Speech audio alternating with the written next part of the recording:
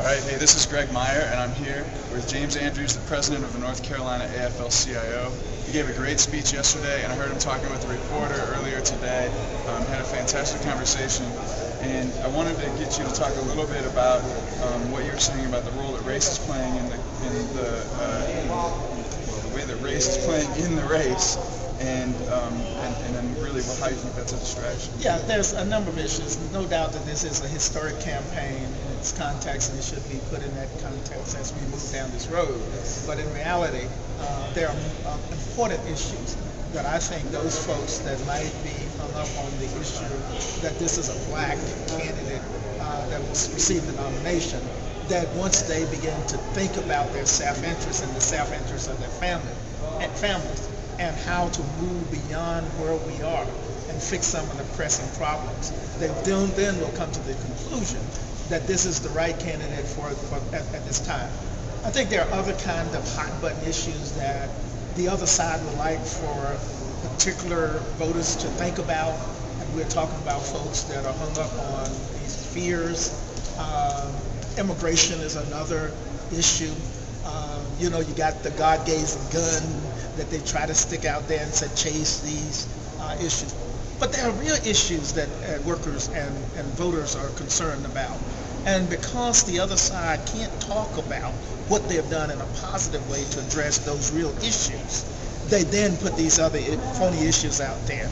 And I would like to focus on those real issues that I hear my membership of 120,000 members talk about every day. And I would like to say which of these candidates can best address those issues. I want to ask you a question. Workers are suffering. Our middle class continues to shrink. I know, based on government statistics, that workers that work with a union earn more money than those without a union, more likely to have health insurance, more likely to have a pension plan. And I know that our current labor laws are broken.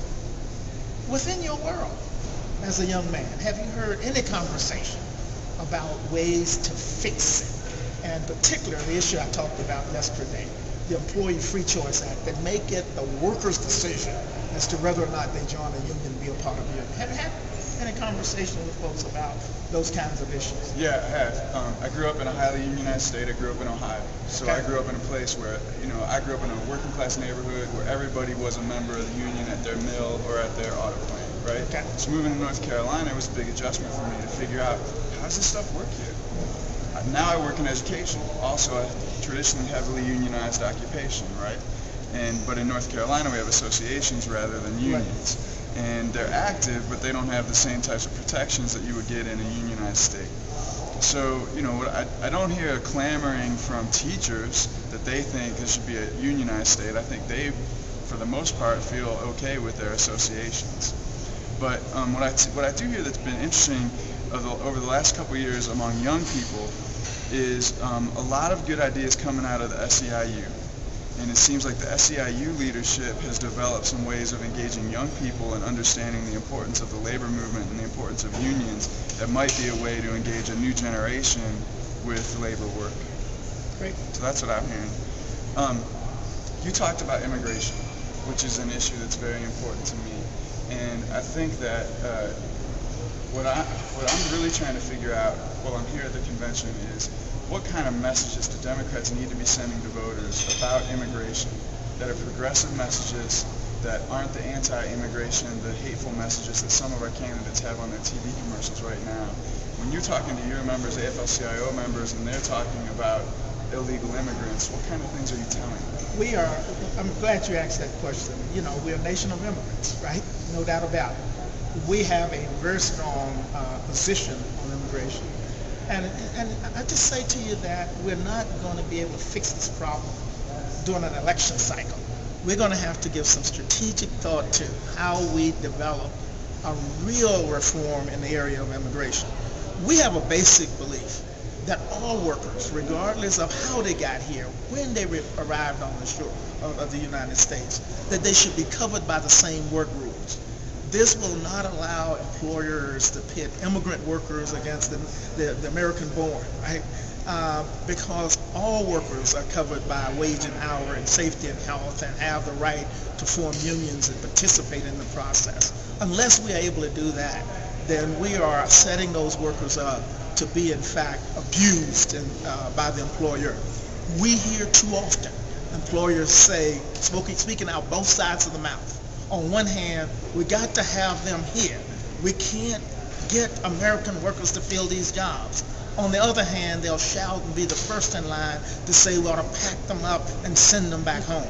You can't have it both ways.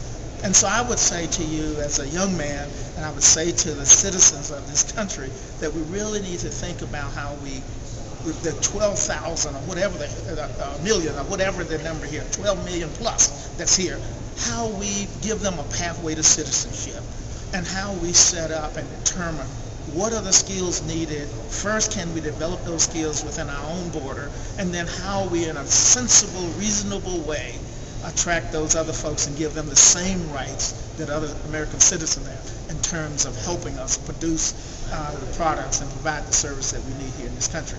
Short of that, it's not reform. Good. I'm with you. It's not reform at all. The next question I want to ask you, there's conversation about fixing the Social Security, about retirement, and people like John McCain have this notion that this is a bad system, and the Bush administration tried to privatize the system. And the whole notion have always been that those of us who work, invest in the system, the older folks that are retired take advantage of that. And I know from my own personal relationship with my mother that people benefit. Sometimes that's the only check they get. As a young man, I'm sure you are interested in getting to the retirement age and benefiting from having saved where you can, but also hopefully Social Security will be there. Young people thinking about this at all? Yeah, Absolutely. Absolutely.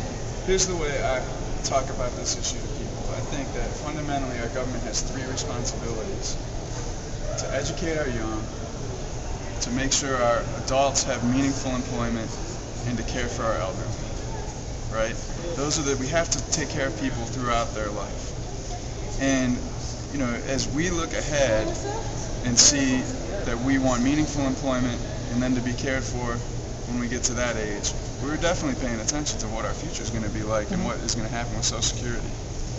I think that the politicized environment around reform, and that there's really only been maybe a couple of different ideas that have really gotten a lot of play in the Congress about Social Security reform, makes it difficult, because our generation is probably open to a much wider debate about what type of supports we need in our older age. We live in a time when most of us probably think we probably won't ever really stop working. We won't get to 55 or 65 and just stop and sit now at home. Now it's much higher for your age, right? It gets higher for us. 67, 68. Right, Yeah. 67, 68 for Social Security. Right. But even that, we see our parents working until 75. Right. And we imagine that we ourselves might work that long. That when we find something we're going to be passionate about, we'll continue to contribute. And so I think we would be interested in a conversation that is like the one that happened when Social Security was first formed, that says, let's look much broader at how we're going to fix this. There needs to be the guarantee, yes, but maybe there also needs to be some new opportunities for that type of support. Okay.